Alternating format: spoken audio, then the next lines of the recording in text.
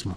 Bien, vamos a continuar con este análisis de lo que está pasando, pues no solo en lo educativo, sino también en el terreno televisivo. La columna astillero que he publicado hoy en La Jornada la dedico a preguntarme sobre las palabras del secretario de Educación Pública, Esteban Moctezuma Barragán, quien dijo que ya cambió la televisión y que es una aliada educativa ahora. Para esto está con nosotros la doctora Florence Toussaint.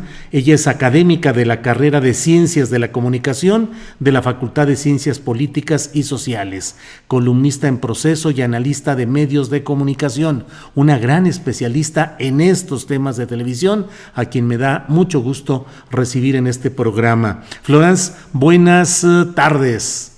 Buenas tardes, mucho gusto estar contigo. Gracias, Florence.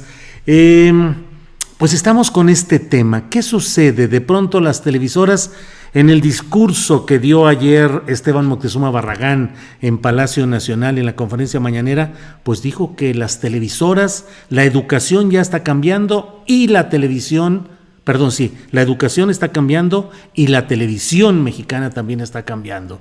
Y dijo que la televisión está ya convertida en aliada de la educación. ¿Cuál es el papel? ¿Cómo ves esta aparición de los 4 dueños de las principales empresas de televisión privada en el país, Florence? Bueno, para empezar, yo discrepo del secretario de Educación, porque no se puede hablar en genérico de televisión y quizá lo que está cambiando es la televisión pública, pero la televisión privada sigue los mismos esquemas de hace mucho tiempo y yo no veo dentro de este esquema pues ninguna propuesta realmente educativa o formativa, sobre todo para los niños, los más jóvenes. Uh-huh. Y respecto de esta propuesta de que la televisión privada se una a la difusión de contenidos educativos, bueno, hay que considerar que sí, en este momento sí lo veo necesario.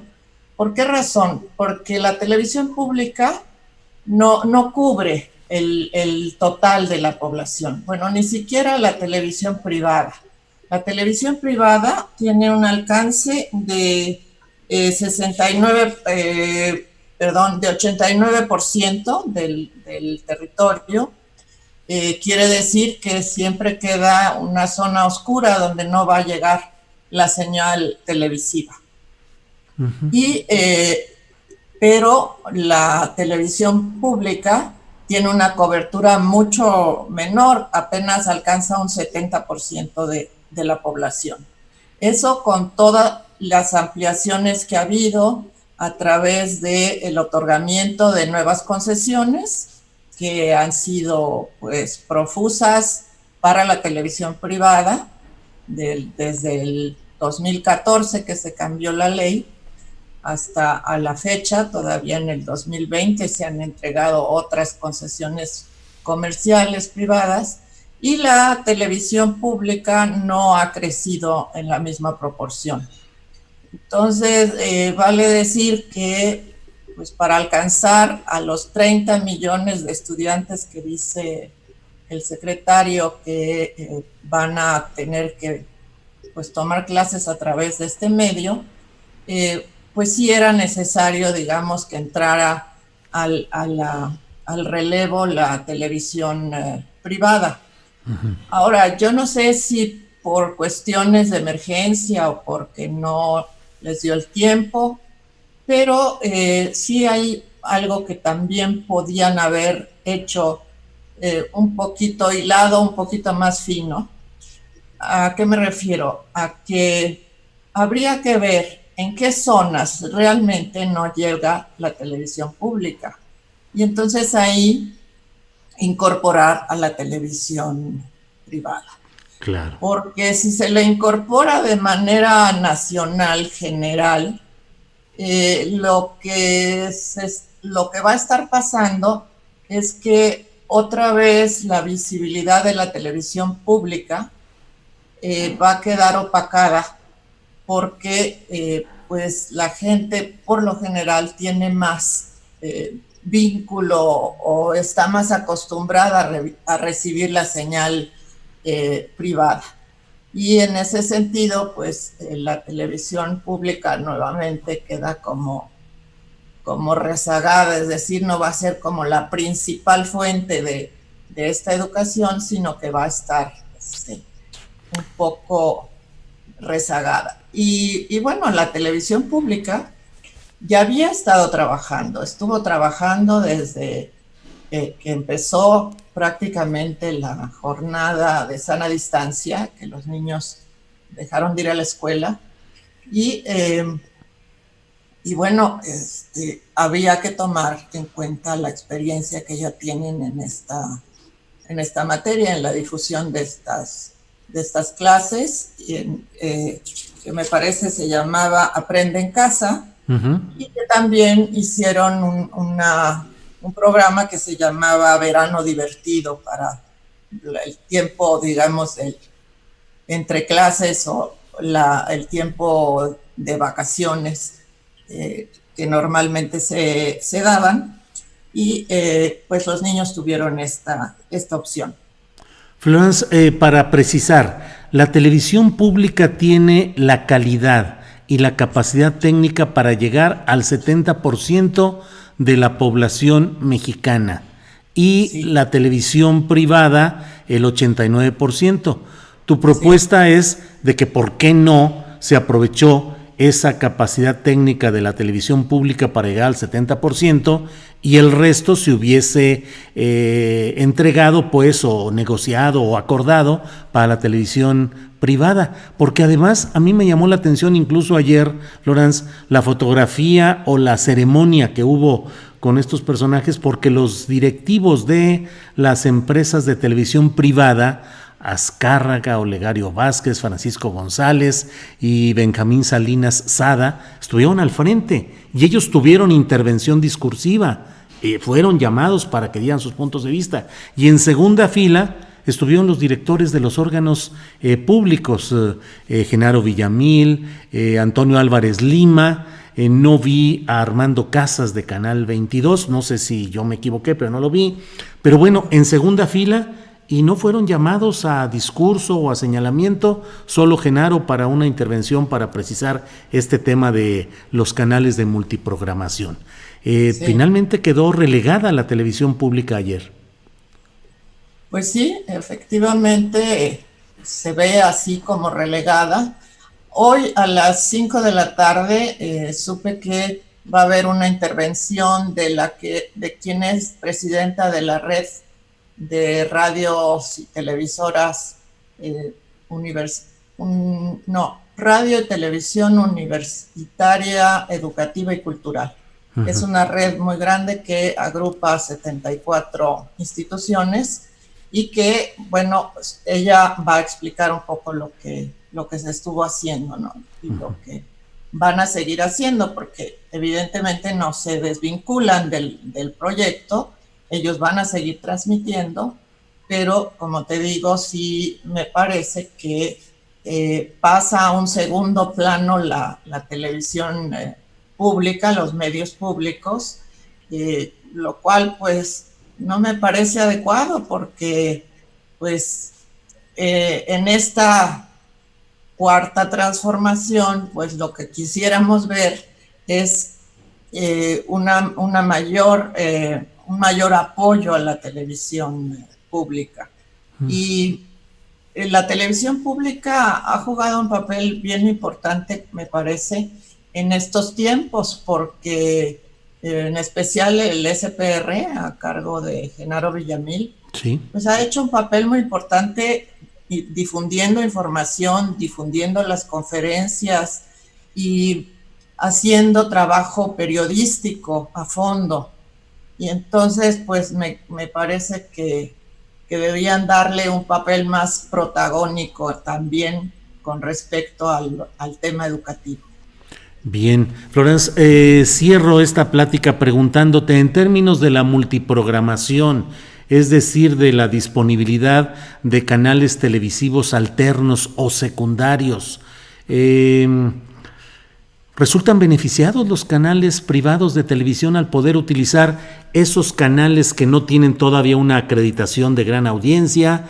No sé si tengan mucha monetización, mucha comercialización o no, pero ahora, aunque sea, se les van a pagar gastos básicos para que puedan transmitir estos programas educativos.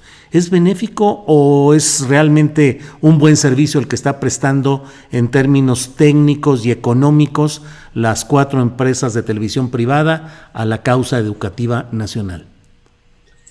Mira, el tema de la multiprogramación es extraño porque según los datos que yo tengo, que vienen del Instituto Federal de Telecomunicaciones, quienes tienen o quienes están haciendo más uso de la multiprogramación son los canales públicos.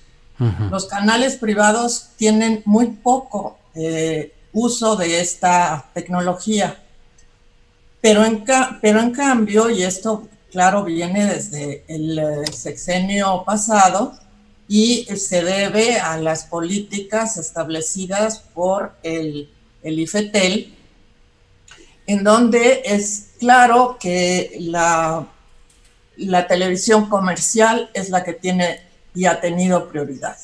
Es decir, ¿por qué? Porque se considera un negocio y por lo tanto hay que apoyarlo en este esquema neoliberal de que hay que producir y generar ganancias. Entonces, la multiprogramación, ¿por qué no lo han usado los canales comerciales? Porque no la necesitan realmente.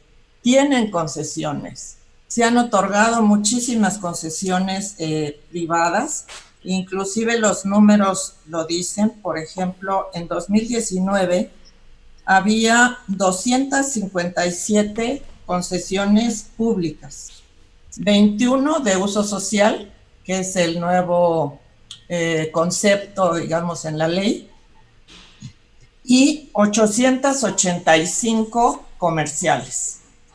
Entraron además al mercado 8 nuevos grupos de televisión privada y ampliaron su cobertura, pues Imagen Televisión y Multimedios Televisión. En cambio, hubo muy pocas nuevas concesiones del nuevo tipo públicas, apenas unas 3 universitarias y me parece que 2 públicas. Entonces, pues es una política que se instrumentó desde el IFETEL en el sexenio pasado, bueno, desde antes, desde el sexenio de Fox primero, después Calderón, pero ya cuando se reforma la ley en 2014, ya entonces se establece esta línea y esta política de favorecer a la televisión comercial, porque salen las licitaciones y estas licitaciones, las más grandes, digamos, estaban destinadas a lo comercial y las más pequeñas pues estaban destinadas a lo público y a la nueva figura de uso social. Además de que en la televisión no existe lo que sí hay en la radio, que es el uso comunitario y el uso indígena. Uh-huh. Entonces no tenemos una sola televisora indígena, en lengua indígena, ¿no? Y esto podría darse perfectamente con la multiprogramación, pero también, pues, ¿por qué no otorgar a estos grupos sus propios canales? Claro, esto cuesta dinero mantenerlo, también eso se sabe, pero hay una gran desigualdad y esa desigualdad pues sigue presente y claro, es difícil que se pueda transformar en este sexenio porque son concesiones que se dieron a 20 años, por ejemplo. Uh-huh. Entonces, pues no hay manera además de que a Televisa y a TV Azteca se le refrendaron las concesiones en 2018, antes de las elecciones, hasta 2024, me parece. Entonces no hay manera de mover este esquema. Pero lo que sí se podría hacer es darle más apoyo a la televisión pública y de ese modo crear ese contrapeso. Si no en términos numéricos, sí en términos de calidad, en términos de un apoyo financiero mayor y también de una mayor visibilidad, de una utilización mayor, ¿no? Que creo que era lo que se venía haciendo al menos hasta Sí. ahora.